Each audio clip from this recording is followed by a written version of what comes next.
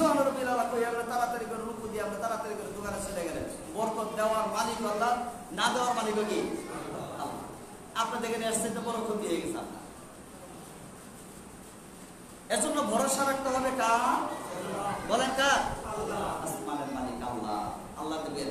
আল্লাহ তাআলা আপনার প্রত্যেকটা কাজেই আল্লাহ তাআলা আপনার মনে করবেন যে আল্লাহ তাআলা নিজ কুদরতের দ্বারা আপনাকে সহযোগিতা করতেছে। আল্লাহ সুবহানাহু ওয়া তাআলা আমাদেরকে কবুল করুন, আল্লাহুম্মা আমিন। আরেকটা বিষয় হলো যারা সালাত কায়েম করে, সূরা আনআমের 3 নম্বর আয়াতের ভিতরে আল্লাহ তাআলা বলেন আল্লাযীনা ইকিমুনাস সালাতা ওয়া মিম্মা রাযাকনাহুম ইউনফিকুন। আল্লাহ তাআলা বলছেন যারা সালাত কায়েম করে এবং আমরা তাদেরকে যে রিজিক দিয়েছি তা থেকে যেন তারা ব্যয় করে। এখানে এই কথা বলে সালাতের পাশাপাশি তারা যেন কি করে? ব্যয় করে। আল্লাহর রাস্তায় কি করে? ব্যয় করে। মূল কথা হলো সালাত আদায় করতে হবে। প্রথমে কি আদায় করতে হবে? সালাত আদায় করতে হবে। সালাতের মাধ্যমে আল্লাহর কাছে কি চাইতে হবে? সাহায্য চাইতে হবে। কি চাইতে হবে? সাহায্য। আল্লাহ পাক রব্বুল আলামিন তারপরও বলেছেন ওয়া আকিমুস সালাতা ওয়া আতুস যাকাতা ওয়া রাকউ মা'র রাকিঈন। আল্লাহ পাক রব্বুল আলামিন সূরা বাকারা 43 নম্বর আয়াতের ভিতরে আল্লাহ পাক রব্বুল আলামিন বলেন তোমরা সালাত প্রতিষ্ঠা করো, যাকাত দাও। আল্লাহ বলেন রাকউ মা'র রাকিঈন, রুকুকারীদের সাথে তোমরা রুকু আদায় করো। রুকুকারীদের সাথে তোমরা কি করো? রুকু করো। তাফসীরে মুফাসসিরিন বলেন রুকুকারীর সাথে রুকু আপনি কেমনে করবেন?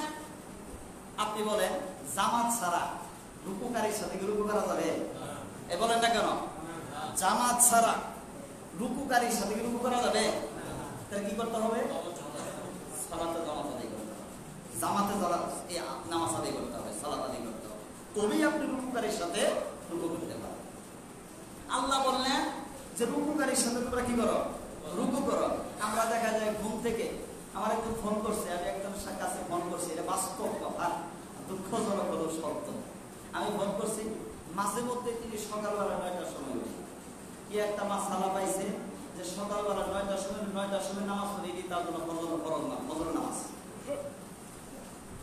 কোন মানে হুজুরে তাকে বলছে হ্যাঁ কিছু আছে যে আপনি হঠাৎ করে জাগনা পান নাই, আপনি 8টার সময় জাগনা পাইছেন, আপনি সালাতটা পড়ে দিয়েছেন। ও কি করছে? প্রত্যেক দিনই 9টা 10টার সময় এটা নামাজ পড়ে গেল, হুজুরে বলছে এটাই আমার তোরা ফজর নামাজ।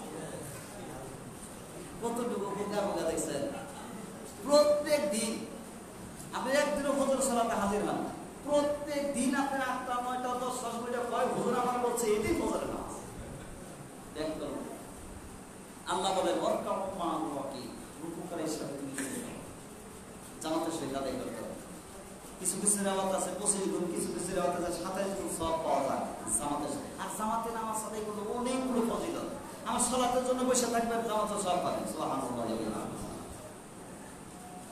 আল্লাহ পাক রব্বুল আলামিন বলেন রহমানের বান্দার হলো 3 নাম্বার গুণ।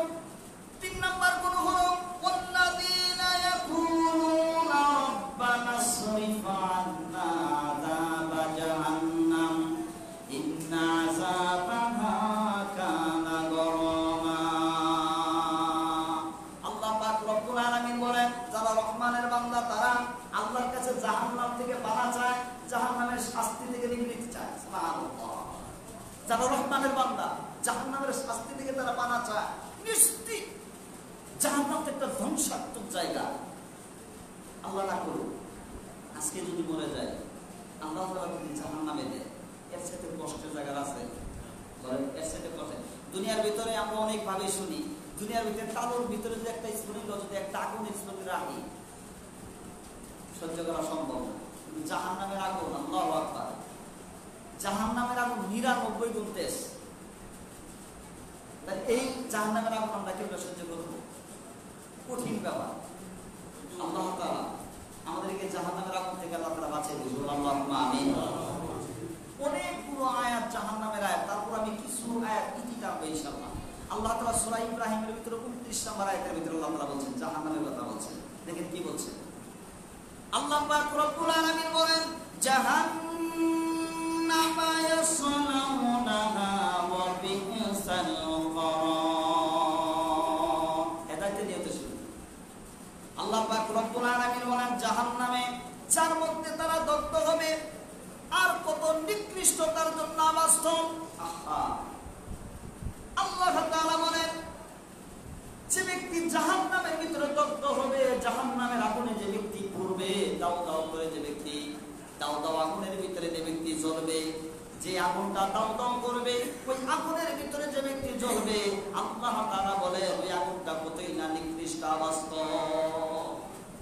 আল্লাহ পাক রব্বুল আলামিন সূরা ইব্রাহিমের 16 নম্বর আয়াতের ভিতরে আল্লাহ তাআলা বলেন মিন ওয়ারাইহি জাহান্নামা ওয়া ইউসখা মিন মাইন সাদীদ।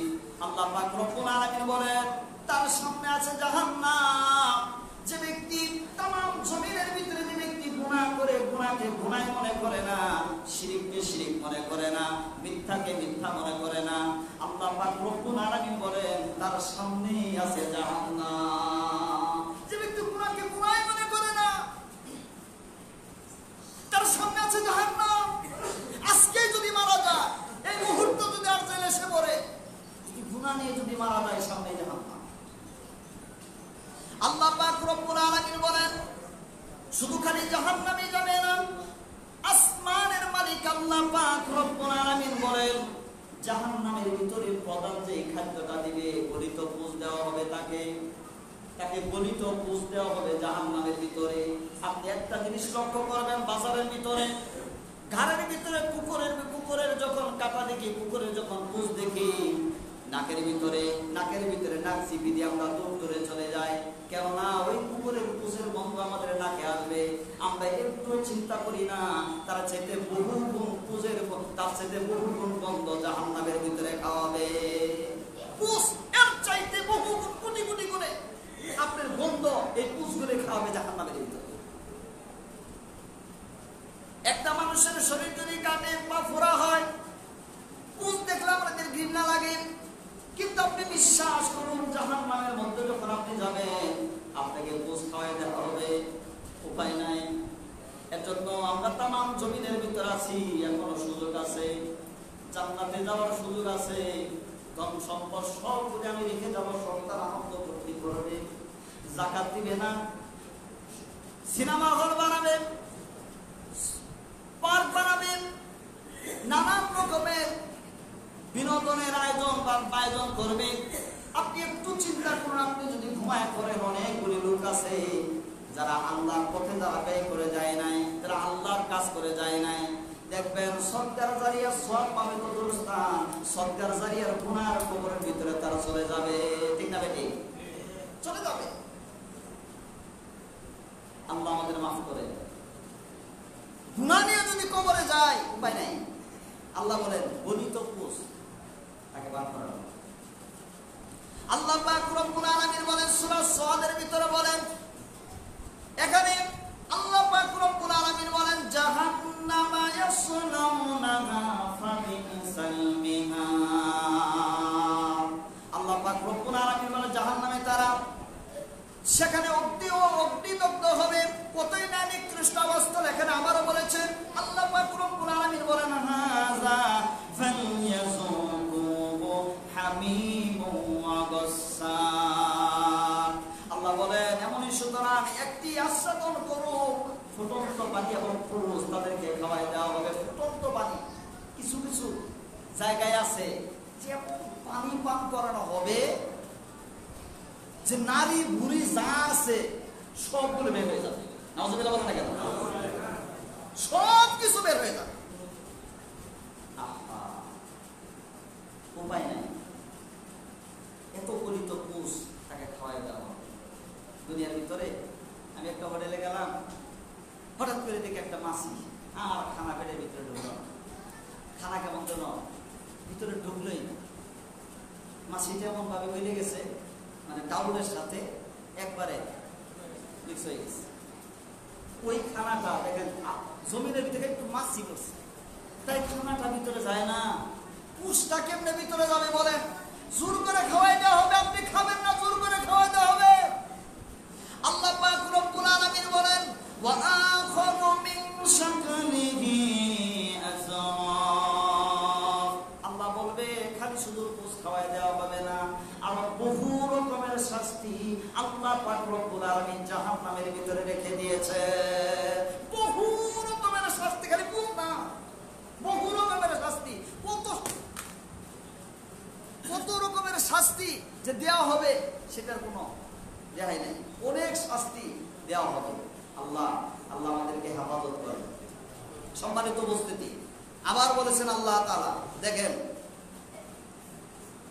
আল্লাহ পাক রব্বুল আলামিন বলেন, ইয়াতাদাররুহু ওয়া লা ইয়াকাদু ইউসিবুহু ওয়া ইয়াতিল মাউতু মিন কুল্লি মাকানিন ওয়া মা হুয়া বিমাইয়িতিন ওয়া মিন ওয়ারাইহি আযাবুন গালিজ। এখানে আরো কঠিন বিষয়। আল্লাহ পাক রব্বুল আলামিন বলতেছেন, এত কষ্ট, এক ডুব গিলবে, গিলা সহজ হবে না। এক ডুব যাবে গিলবে, আহা, গিলা সহজ হবে না, এত কষ্ট হবে। আল্লাহ পাক রব্বুল আলামিন বলেন, চতুর্দিক দিয়ে তার মিত্র আসবে, চতুর্দিক দিয়ে মিত্র আসবে। আল্লাহ পাক রব্বুল আলামিন বলেন, তখন বান্দার অতি সহজে মৃত্যু হবে না, মৃত্যু হবে না। চতুর্দিক দিয়ে মৃত্যু আসবে, ডান দিক দিয়ে মৃত্যু আসবে, বাম দিক দিয়ে মৃত্যু আসবে, সামান দিক দিয়ে মৃত্যু আসবে, পিছন দিক দিয়ে মৃত্যু আসবে, সব দিক দিয়ে মৃত্যু আসবে, মানে মৃত্যু হবে না। দুনিয়ার ভিতরে পুষ্টা খেলা থেকে মরে যায়, ঠিক না ভাই? ঠিক। কিন্তু জাহান্নামের ভিতরে মৃত্যু হবে না। আল্লাহ পাক রব্বুল আলামিন বলেন, সূরা ইব্রাহিমের ভিতরে 17 নম্বর আয়াত খুলে দেখেন, আল্লাহ পাক রব্বুল আলামিন বলেন, অথচ তার মৃত্যু ঘটবে না। আল্লাহ পাক রব্বুল আলামিন বলেন, আর এর পরও রয়েছে কঠিন শাস্তি। শুধু খালি যে মৃত্যু হবে না তা না, মৃত্যু তো হবেই না, তারপরে আল্লাহ পাক রব্বুল আলামিন এর পরেও কঠিন রকমের শাস্তির ব্যবস্থা রেখে দিয়েছে। আল্লাহ আল্লাহ আমাদেরকে হেফাজত করুন, আল্লাহুম্মা আমিন। এজন্য জাহান্নাম থেকে আমাদেরকে পানা চাইতে হবে। জাহান্নাম থেকে কি চাইতে হবে? বলেন কি চাইতে হবে? এই যে জাহান্নামের যে শাস্তি, জাহান্নামের ভিতরে যে পুষ খাওয়ানো হবে, গলিত পুষ, এটা থেকে আমাদের পানা চাইতে হবে না? পানা চাইতে হবে। কি পানা চাবেন আপনি? আল্লাহ তাআলার কাছে পানা চাবেন। সূরা আলে ইমরানের 16 নম্বর আয়াত। পানা চাবেন। কিভাবে পানা চাবেন? আল্লাহ দোয়া শিখিয়ে দিয়েছেন। আল্লাহ পাক রব্বুল আলামিন বলেন, আল্লাযীনা ইয়াকুলুনা রাব্বানা ইন্নানা আমান্না ফাগফির লানা যুনুবানা ওয়া কিনা আযাবান নার। যারা বলে, হে আমাদের রব, আমরা ঈমান আনলাম। কার? হে বলেন কার? আল্লাহ। ঈমান আনলাম কার? আল্লাহ। আসমানের মালিক আল্লাহ। আল্লাহু আকবার। যারা ঈমান আনে আল্লাহর, অতএব ওই বান্দারা দোয়া করে আল্লাহ পাক রব্বুল আলামিনের শাস্তির জন্য, শাস্তি লাঘব হওয়ার জন্য তারা দোয়া করে, আল্লাহ তুমি আমাদের জীবনের সমস্ত গুনাহ খাতাগুলি মোচন করে দাও। বান্দা আল্লাহ পাক রব্বুল আলামিনের কাছে দোয়া করে, আল্লাহ আমাদের জাহান্নামের আগুন থেকে আল্লাহ তাআলা তুমি রক্ষা করো। বান্দা দোয়া করে আল্লাহর কাছে। আল্লাহর কাছে যদি কোনো বান্দা দোয়া করে, বান্দার মালিক কে? আসমানের মালিক আল্লাহ। আল্লাহ পাক রব্বুল আলামিন বলেন সূরা আর রহমানের ভিতরে আল্লাহ তাআলা বলেন, ওয়া লিমান খাফা মাকামা রাব্বিহি জান্নাতান। আল্লাহ পাক রব্বুল আলামিন বলেন, আর যে ব্যক্তি রবের সামনে আল্লাহর ভয়ে কান্নাকাটি করে, কার ভয়ে? আল্লাহ। আল্লাহ বলেন, ওয়া লিমান খাফা মাকামা রাব্বিহি জান্নাতান। আল্লাহ বলে, আল্লাহর সামনে দাঁড়িয়ে, আল্লাহর সামনে যারা আল্লাহর ভয়ে যারা কান্নাকাটি করে, তার জন্য দুটি জান্নাতের ব্যবস্থা আসমানের মালিক আল্লাহ তাআলা করে দেন। কয়টা জান্নাত? বলেন কয়টি? সূরা আর রহমানের ভিতরে আল্লাহ বলেন, ওয়া লিমান খাফা মাকামা রাব্বিহি জান্নাতান। দুটি জান্নাত আল্লাহ তাআলা যদি আল্লাহর ভয়ে যদি আপনি কান্নাকাটি করেন, আল্লাহর ভয়ে কাঁদবেন, আল্লাহর সাথে দাঁড়িয়ে, আল্লাহ আমার জীবনের সমস্ত গুনাহ তুমি মাফ করে দাও, খালি কান্নাকাটি করবেন, কান্নার ভান করবেন,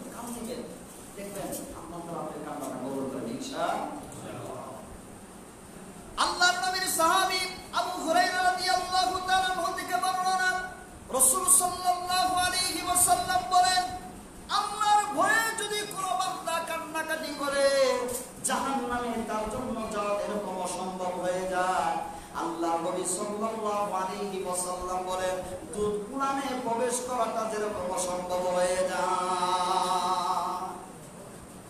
আল্লাহর ভয়ে যদি কোনো বান্দা, জাহান্নামের ভয়ে যদি কোনো বান্দা কান্নাকাটি করে,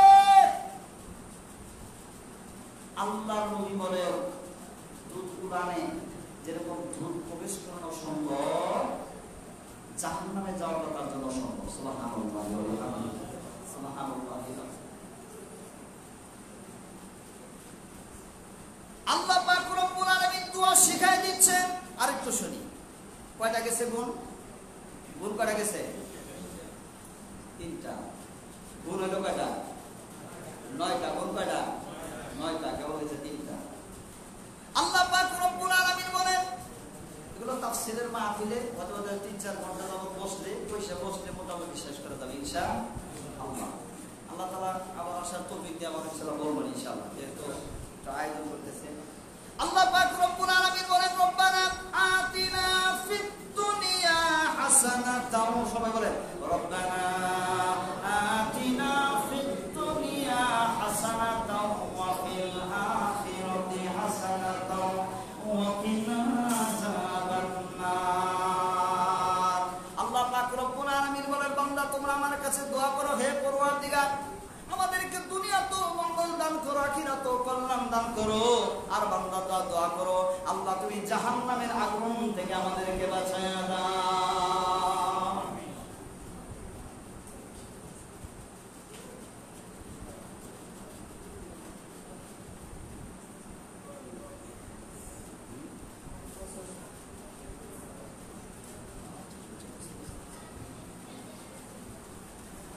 তাহলে জাহান্নাম থেকে পানা চাইতে হবে কেমনে? দুনিয়াতেও মঙ্গল চাইতে হবে, আখিরাতেও কল্যাণ চাইতে হবে। শুধু তাই নয়, কল্যাণ দুনিয়াতেও চাইতে হবে, আখিরাতেও চাইতে হবে, জাহান্নামের আগুন থেকেও পানা চাইতে হবে। আল্লাহ পাক রব্বুল আলামিন বলেন, কয় নাম্বার গুণ? 4 নাম্বার গুণ। কয় নাম্বার? কি কি গেছে বলেন তো? কি শুনতেছেন? তাহলে মুখস্থ যদি না করতে পারেন, যদি কিছু না নিয়ে যেতে পারেন, তাহলে কেমন হইল? 1 নম্বর হলো বিনয়, অহংকার করা যাবে না।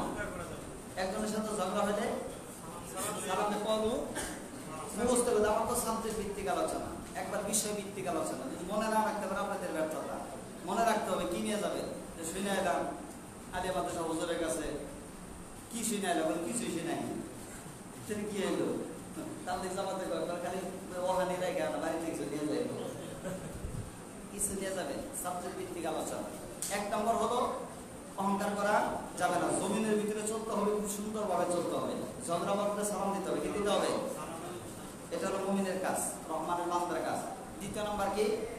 নামাজ পড়তে হবে। কি করতে হবে? সালাত করতে হবে। তারপরে আরেক নাম্বার গুণ হলো, 3 নাম্বার গুণ হলো জাহান্নাম থেকে কি করতে হবে? বাঁচতে হবে। 4 নাম্বার গুণ, এটা হলো 4 নাম্বার গুণ।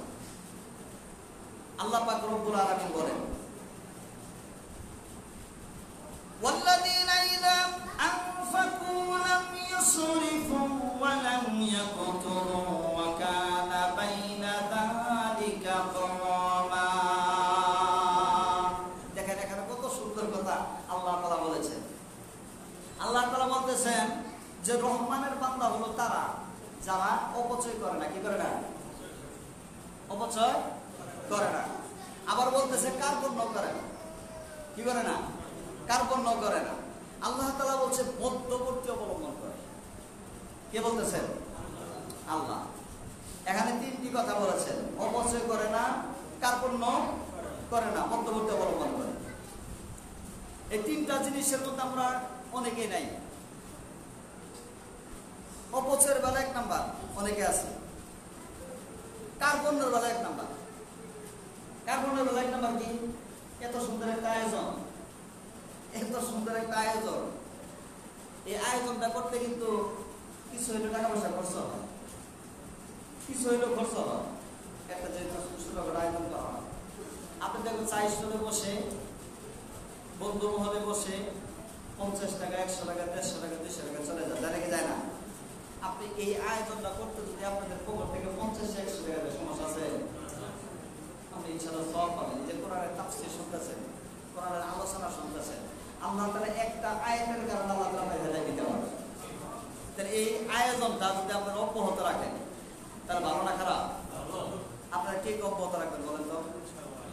সবাই রাখবেন তো ইনশাআল্লাহ? সবাই হাত তুলে দেখান তো ইনশাআল্লাহ।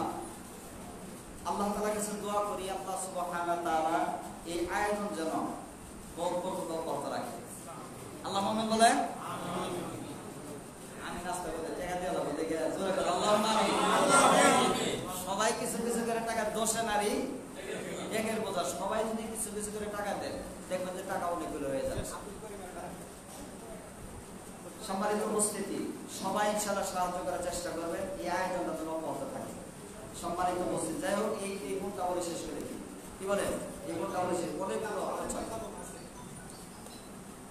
আপনারা যারা আসছেন, এখানে যারা আসছেন, এই আয়োজন করতে কষ্ট নিয়েন না।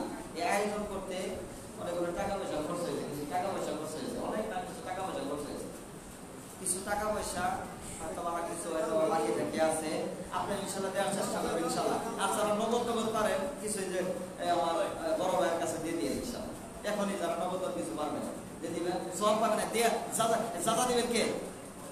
আসমান আপনাকে আল্লাহ দিবেন। এত সুন্দর আয়োজন, মাঝে মাঝে এই আয়োজনে শুনতে পারবেন। আমি একসময় আলোচনা করবো, আর একসময় দূর থেকে আলেম ওলামা নিয়ে আসবেন, সে আলোচনা করবে, কোরআনের তাফসীর ডাইরেক্ট শুনবেন। এর সাথে তার মজার বিষয় কি? এর সাথে তার মজার বিষয় আছে। কোরআনের তাফসীর শুনবেন, আল্লাহ তাআলা হেদায়েত দিয়ে দিবে, আপনি সৎ পথে চলতে পারবেন। এর সাথে তার বড় হেদায়েত। আপনি যাই কিছু পারেন অল্প অল্প সময়ের মধ্যে ওই যে বড় ভাইয়ের কাছে দিয়ে দেন। যাই কিছু পারেন, সবাই বিমুগ্ধ না থাকে।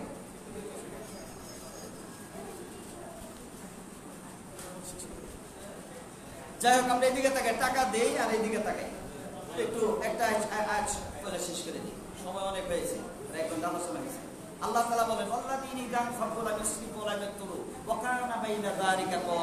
এখানে তিনটা কথা বলছি, কথার প্রসঙ্গে কথাটা এসে বলছে। আল্লাহ তাআলা বলেন যে তোমরা অপচয় করো না। ইন্নাল মুবাজ্জিরিনা কানু ইখওয়ানা শায়াতিন। অপচয়কারী কার ভাই? এই কথা বলেন না, অপচয়কারী কার ভাই? শয়তানের ভাই। অপচয় করা যাবে না। যেই টাকা অপচয় করবেন সেই টাকাতে আপনি মসজিদে 5টা ইট কিনে দিবেন, 10টা ইট কিনে দিবেন। অল্প অল্প আপনি ই করেন, অল্প আপনি সদকা করেন, দান করেন, তবেই আল্লাহ যদি খাস নিয়তে করেন, আপনি অপচয় না করে যদি এটা করেন, এটা জাযা আল্লাহ তাআলা দিয়ে দিবেন ইনশাআল্লাহ। এই আয়োজনের জন্য আপনি কিছু দেন, অপচয় না করে, এই জাযা আল্লাহ তাআলা আপনাকে দিয়ে দিবেন। সমানে অপচয় করা যাবে না। দেখবেন অনেক মানুষ অপচয় করে, সন্তানদের কষ্ট দেয়, নিজের স্ত্রীকে কষ্ট দেয়, বাবা মাকে অনেকে কষ্ট দেয়, অপচয় করে। আছে কিন্তু এরকম, বাবা মাকে কষ্ট দেয়, বাপ মাকে 50-100 টাকা দেয় না, অথচ বাহিরে যায় হাজার হাজার টাকা খরচ করে। আছে না নাই? অপচয় করা যাবে না। মধ্যমন্ত্রী অবলম্বন করবে, কার্পণ্য করা যাবে না। আপনি যখন যেটা প্রয়োজন, একটা সাবানের প্রয়োজন, সাবানটা আপনি নিতে হবে। কি বলেন? একটা সাবান সে আপনি নিতে হবে না। আপনি দেখা যায় বাড়িতে যে জিনিসটা শেষ সেটা আপনি নিতে হবে, এটা অবশ্যই বলে না। কিন্তু আপনি দেখা যায় এই রুই মাছ কিনছেন, বড় পাঙ্গাস কিনছেন, আবার শিং কিনছেন, আবার তারপরে আবার চেয়েছি মাছ কিনছেন, তারপর আবার ইলিশ কিনছেন। দেখেন আপনি যেটা চলবে সেটাই আপনি কিনবেন, বাড়তি আপনি 5-6টা কিনে দেখা যায় ফ্রিজের ভিতরে 6 মাস করা গেছে। এটা হবে না, অবশ্যই করা যাবে না। অথচ পাশের গরিব মানুষেরা আপনাকে না খায় থাকে, ঠিক না বেটি? অনেক মানুষ না খায় থাকে। আপনি সেই টাকা দিয়ে একবারে কিনবেন, আপনি কিছু গরিব মানুষকে একটু সহযোগিতা করেন। দেখুন যদি আসমানের মালিকের আল্লাহর কাছে দোয়া করে, আল্লাহর কাছে দোয়াটা কবুল হয়ে যাবে। আল্লাহ তাআলা ওই উসিলায় আল্লাহ তাআলা আপনাকে গুনাহ মাফ করে দিতে পারে। সম্মানিত উপস্থিতি, মধ্যমন্ত্রী অবলম্বন করতে হবে।